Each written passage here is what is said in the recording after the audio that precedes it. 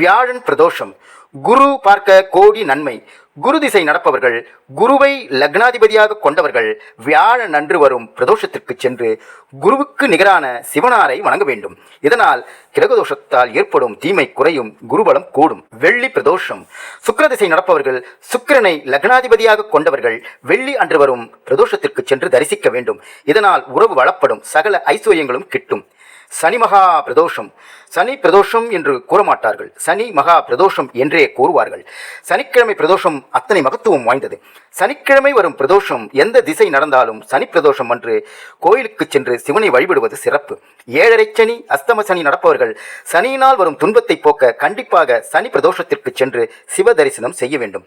இதனால் ஒரு சனி பிரதோஷம் சென்றால் 120 வருடம் பிரதோஷம் சென்ற பலன் கிடைக்கும். கிரகதோஷத்தால் ஏற்படும் தீமை குறையும், பஞ்சமா பாவமும் நீங்கும், சிவனருள் கிட்டும். கண்டிப்பாக செல்ல வேண்டிய பிரதோஷங்கள். வருடத்துக்கு 24 பிரதோஷங்கள் உண்டு. இவை அனைத்துக்கும் சென்று தரிசிக்க இயலாதவர்கள் சித்திரை, வைகாசி, ஐப்பசி, கார்த்திகை மாதங்களில் வரும் 8 பிரதோஷத்திற்காவது செல்ல வேண்டும். இந்த 8 பிரதோஷத்திற்கு சென்றால் ஒரு வருடம் பிரதோஷத்திற்கு சென்ற பலன் கிடைக்கும். தேய்பிரையில் வரும் சனி பிரதோஷம் மிகவும் சிறப்பு வாய்ந்தது. அவரவர் நட்சத்திரம் அன்று வரும் பிரதோஷ தரிசனம் கவலை தீர்க்கும்.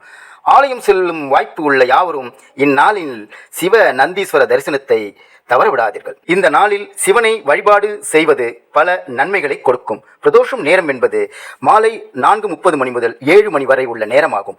பிரதோஷ வேளையான இந்த நேரத்தில் சிவபெருமானையும் நந்தி தேவரையும் தரிசிப்பது மிகவும் சிறப்பானது ஒன்று. பிரதோஷ தரிசனம் பெரும் புண்ணியம். இந்த பிரதோஷ நாளில் சிவாலயங்களுக்கு சென்று சிவனாரையும் நந்தி தேவரையும் வணங்குவது வளம் சேர்க்கும்.